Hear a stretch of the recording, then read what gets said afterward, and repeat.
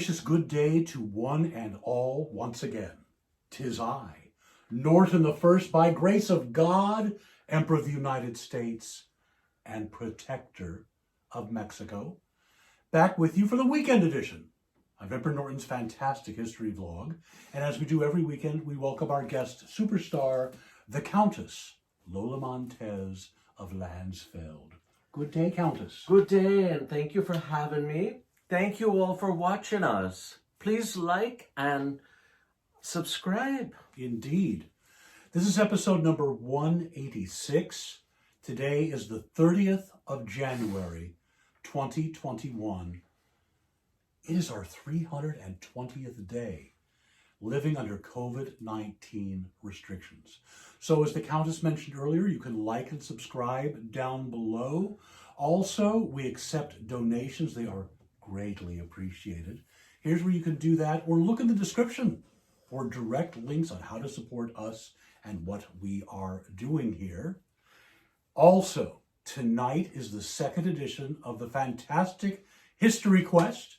There are still tickets available, so sign up right here and we'll send you the Zoom link. It's going to be a lot of fun, valuable prizes. It was a lot of fun last time. Indeed it was. And there are some sharp cookies out there, so be on your wits about you. We were quite surprised how sharp they were. Yes, these are not so easy. No. It's where, if you are a person that enjoys history, it is just the thing. It's a lot of fun to get together with others that do the same. Sign up. Are of like mind, yes. So what do you have for us today, Countess? Oh, I have a lot of surprises. And we are going to talk about a wonderful personality that was here in San Francisco. And that was Ruth Asawa. Oh. Yes. And then also a little later on, we're going to have a special guest of Candy Cox coming back to sing Everybody Loves Somebody Sometime. Yes. And that will tie in with Ruth Asawa. Okay. Yes. You know, the Japanese Ministry of Artistic Affairs warns that the art of origami is in decline. Why is that? Well, there's a lot more to this story as it unfolds.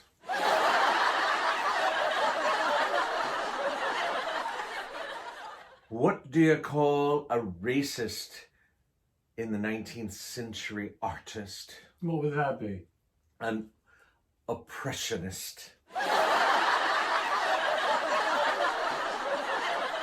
You know, I had a guitar teacher once that was a magician, and he had turned artist. He would always start our lessons with, pick a chord, any chord.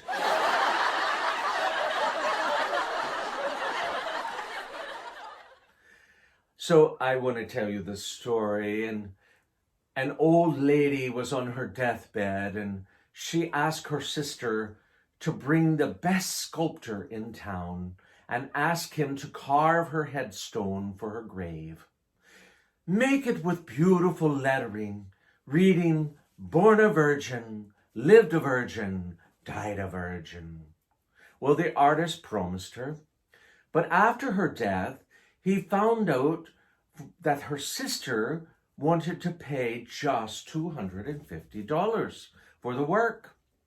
And he argued that he could do 3 words at most for that price.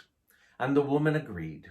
So, on the day after the sister is buried, she's put under the words, parcel returned unopened.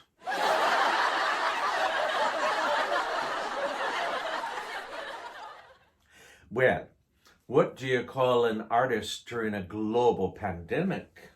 What would that be? Vincent van Gogh.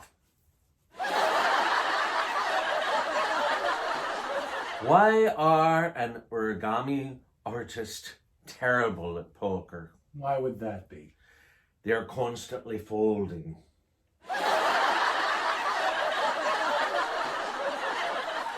But did you hear about the cop who drew his tickets instead of writing them? They say he was a master of fine arts.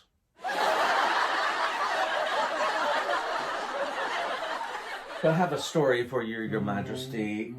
At the National Art Gallery in Dublin, Ireland, a husband and a wife were staring at a portrait that had them completely confused. Now, the painting depicted three black men, totally naked, sitting on a bench. Now, two of the figures had black penises, but the one in the middle had a pink penis. The curator of the gallery realized that they were having trouble interpreting the painting and offered that they would give his personal assessment. Well, he went over for over half an hour explaining how it depicted the sexual emasculation of the African Americans in a predominantly white patriarchal society. And after the curator left, an Irishman happened to be standing nearby, approached the couple and said, "Would you like to know what the painting is really about?" Now, why would you claim to be more of an expert than the curator of the gallery? Asked the couple to the man. "Because I am the artist who painted the picture," he replied. "In fact, those are not African Americans. There are no African Americans depicted at all in the painting. They're just three coal miners, and the guy in the middle went home for lunch." Shall we move on? Yes. Well, Ruth Asawa.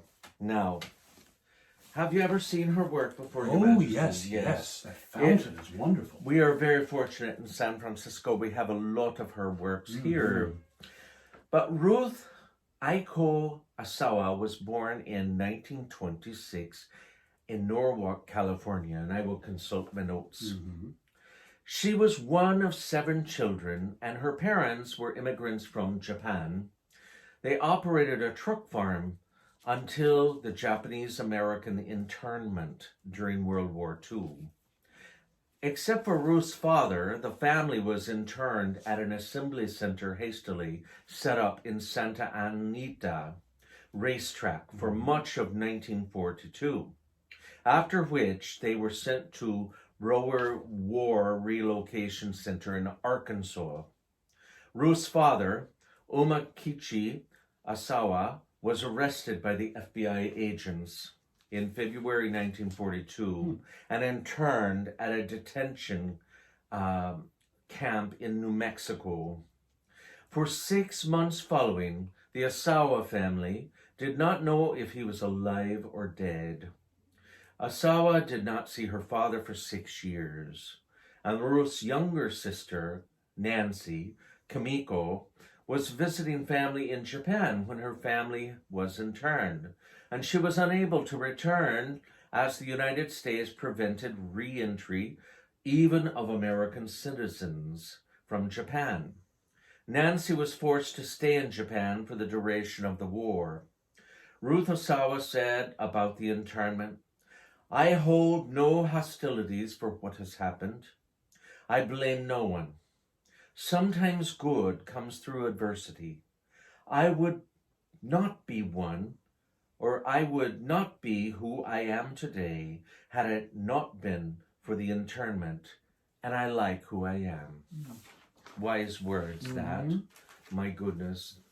From a young age, Ruth Asawa expressed an interest in art. And as a child, she was encouraged by her 3rd grade teacher to create her own artwork. And as a result, Asawa received first prize in a school arts competition in 1939 for her artwork about what makes someone American. Following her graduation from Internment Center's high school, Asawa attended Milwaukee State Teachers College, intending to become an art teacher. Well, she was prevented from attending college on the California coast as the war had continued and the zone of her intended college still declared prohibited to ethnic Japanese, whether or not they were American citizens. Unable to get hired for the requisite practice teaching, to complete her degree. She left Wisconsin without a degree. Now, in 1998, Wisconsin awarded the degree to her, finally, after many years. The summer before her final year in Milwaukee, Asawa traveled to Mexico with her older sister Lois Misako. Ruth Asawa attended an art class at the Universidad Nacional Autónoma de Mexico. Among her teachers was Clara Porcet, an interior designer from Cuba. A friend of artist Joseph Albers, Porcet told Asawa about Black Mountain College, where he was teaching. And Ruth Asawa recounted, "I was told that it might be difficult for me, with the memories of the war still fresh, to work in a public school. My life might even be in danger. There was a godsend, because it encouraged me to follow my interest in art, and I subsequently enrolled at Black Mountain College in North Carolina." Now, from 1946 to 1949, she studied at Black Mountain College with Joseph Albers. Ruth Asawa learned to use commonplace materials from Albers and began experimenting with wire, using a variety of techniques. Like all Black Mountain College students, Ruth took courses across a variety of different art forms, and this interdisciplinary approach helped to shape her artistic practice. Her study of drawing with Ila Bolotowski and Joseph Albers was formative. Her drawings from this time explore pattern and repetition, and she was especially intrigued by the meander as a motif. She was particularly influenced by the summer sessions of 1946 and 1948, which featured courses by artist Jacob Lawrence. Photographer, curator, and historian Beaumont Newell, Jean Varda, composer John Cage, choreographer Merce Cunningham, and artist Willem de Kooning, sculptor Leo Aminio, and R. Buckminster Fuller. According to Ruth Asawa, the dance courses she took with Merce Cunningham were especially inspirational. In the 1950s, while a student at Black Mountain College in Asheville, North Carolina, Ruth Asawa made a series of crocheted wire sculptures in various forms, starting with baskets, and then exploring biomorphic forms that hang from the ceiling. She learned the wire crocheting technique while on a field trip to Toluca, Mexico, where villagers used a similar technique to make baskets from galvanized wire. She explained, "I was interested in it because of the economy of the line, making something in space, enclosing it without blocking it out. It's still transparent. I realized that if I was going to make these forms, which interlock and interweave, it can only be done with a line because a line can go anywhere." After her trip to Mexico, Ruth Asawa's drawing teacher, Ila Bolotowski, noted that her interest in conventional drawing had been replaced by a fascination with using wire as a way of drawing in space.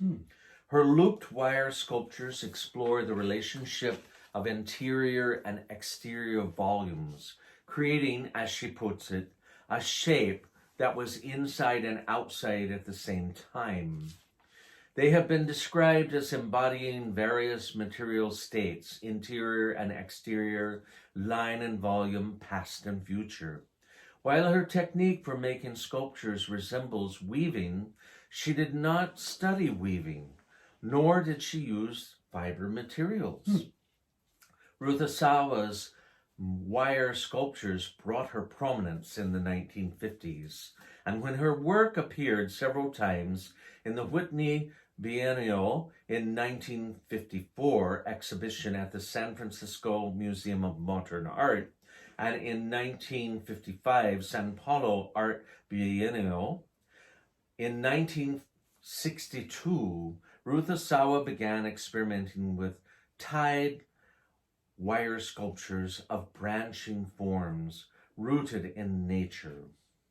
Now, which became increasingly geometric and abstract as she continued work in that form. With those pieces, she sometimes treated the wire by galvanizing it.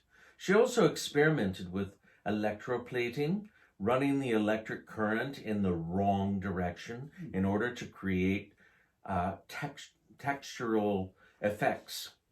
Ruth was ahead of her time in understanding how sculptures could function to define and interpret space, said Daniel Cornell, the curator of the De Young Museum here in San Francisco. This aspect of her work anticipates much of the installation work that has come to dominate contemporary art. Ruth Asawa participated in the Tamarind Lithography Workshop Fellowship in Los Angeles in 1965 as an artist. Collaborating with 7 printmakers at the workshop, she produced 52 lithographs of friends, family, including her parents, Umakichi and Haru, natural objects and plants. In 1968, Ruth Asawa created her first representational work, a mermaid fountain in Ghirardelli Square on San Francisco's waterfront. Near Union Square on Stockton Street between Post and Sutter Streets, she created a fountain for which she mobilized 200 school children to mold hundreds of images of San Francisco City in dough, which were then cast in iron. Over the years, she went on to design other public fountains and became known in San Francisco as the Fountain Lady. Now, Your Majesty, you and I and Dame Judy Lept and several friends went to that fountain, and it's right near the Hyatt Regency by Union Square. Grand Hyatt. Oh, yes, the Grand Hyatt. And we looked for an image of yourselves. Yes. We never found it. Well, we're not sure. So, viewers, please, if you get a chance and you want to go for a stroll, it's great to go look at some of these fountains. You can literally take a tour of San Francisco just looking at that fountain. Right on the fountain, and it's outdoors. You can social distance to your heart's content. Yes. Well, Ruth Asawa had a passionate commitment to and was an ardent advocate for art education as a transformative and empowering experience, especially for children.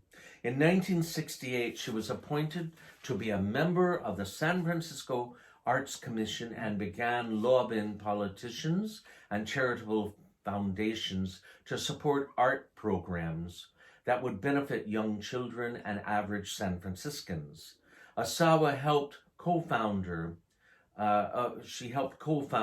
the Alvarado Arts Workshop for school children in 1968. And in the early 1970s, this became the model for the Arts Commission. Now, I believe perhaps it was Jerry Brown, I may stand corrected, that suggested Ruth be a part of this, the commission. Now, CETA, C-E-T-A, Neighborhoods Art Program, using money from federal funding program, the Comprehensive Employment and Training Act, CETA, which became a nationally reciprocated program employing artists of all disciplines to do public service work for the city. The Alvarado approach worked to integrate the arts and gardening, mirroring Ruth Asawa's own upbringing on a farm.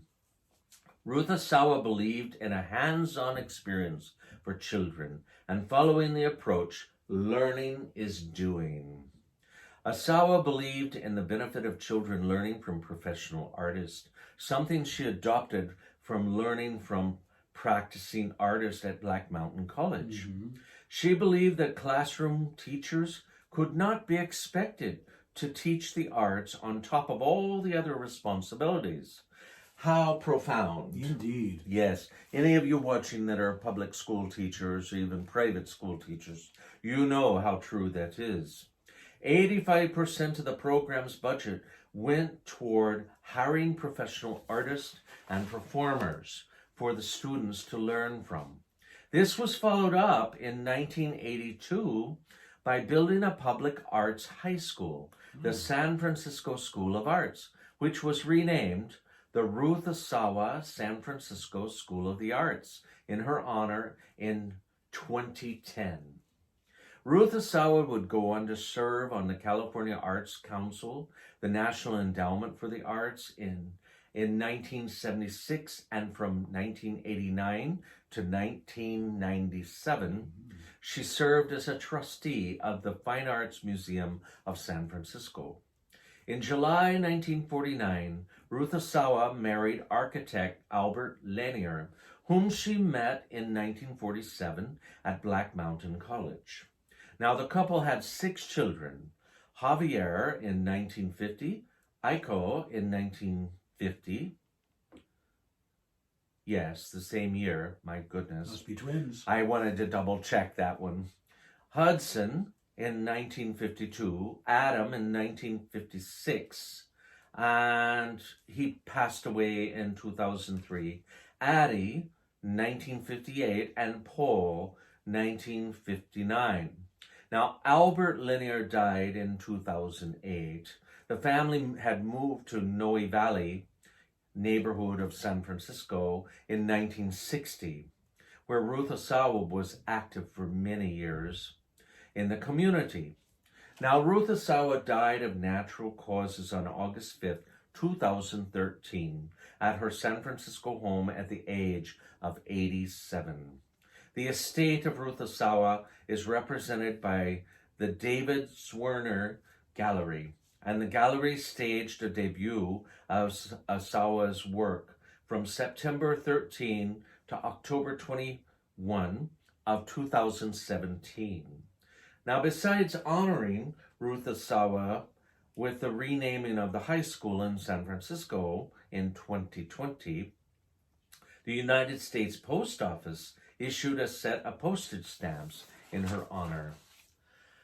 So, Google Doodle for May 1st, 2019, the first day of Asian Pacific American Heritage Month, was made to celebrate Ruth Asawa. The list of honors goes on and on for another San Francisco historical treasure artist and teacher, Ruth Asawa. And it's so interesting because it is true. She was quite a wondrous member of the community and a wealth of knowledge, and did a lot of good here in our lovely city of San Francisco. And it just goes to show you, Your Majesty, we don't write history. Mm-hmm. History writes itself. What Yes. a wonderful San Franciscan. Thank you for that. Yes. So if you get a chance, take a look about of her artwork. And I want to introduce our guest today for some entertainment to honor Ruth Asawa. Everybody loves somebody sometime. And to sing that for us is Candy Cox. And we're going to call her up. This lady is as sweet as her name suggests. And Candy Cox is always a hard biting dessert, sugary confection. A jaw breaker wrecking ball with a lick and a tasty slurp of flavor. And here on the verge of a sugar-induced coma at the Horny Bull Bareback Bar of Kylene, Texas, she'll be coming to us singing Everybody Loves Somebody Sometime. Iggity piggity bumblebee, Candy Cox, will you sing for me?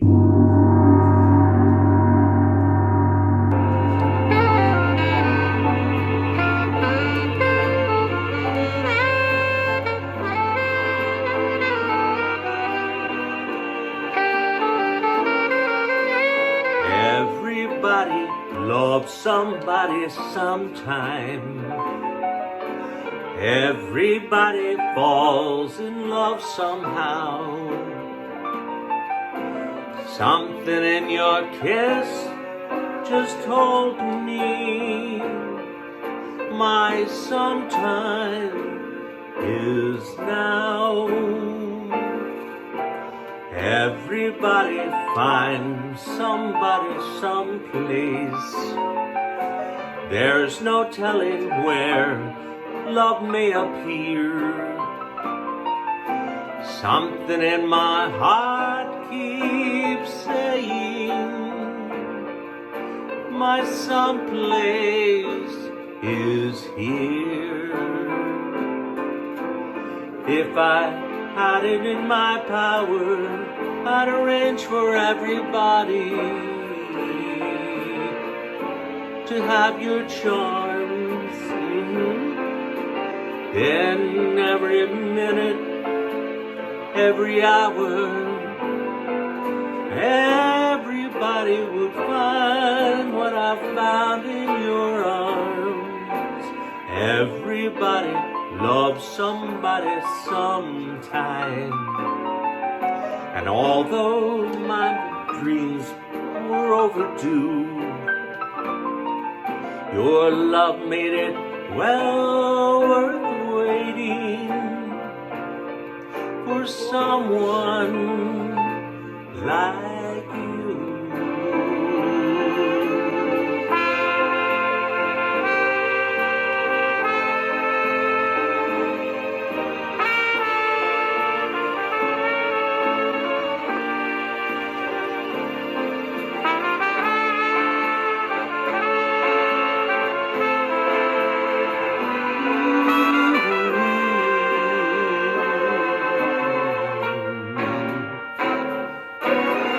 Everybody loves somebody sometime.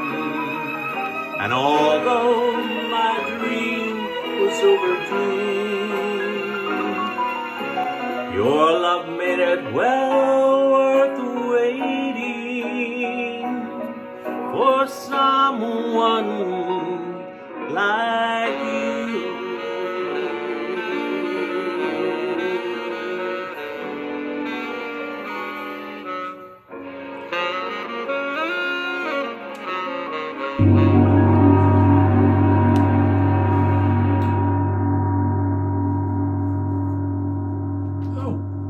Oh, we made it back. Well, that was delightful. She is something. Sweet as pie. Indeed. So Thank don't you. forget, tonight is the second trivia quest, so don't forget to sign up. Tickets are still available. In addition, like and subscribe down below, and that's where you'll also find the links to make donations to us. We greatly appreciate our generous donors. If you want more information about San Francisco history and the tours that we'll be doing again someday, maybe sooner than later, you never know, Someday. here's the information for that. So until we see you again, stay safe, stay inside, and therefore stay healthy. If you go outside, wear your mask, even if you've gotten the vaccine. Not until we reach herd immunity can you drop those masks. Do not take unproven cures that might just kill you. Be kind to one another most of all. Until we see you again, a gracious good day. Au revoir. Thanks for watching.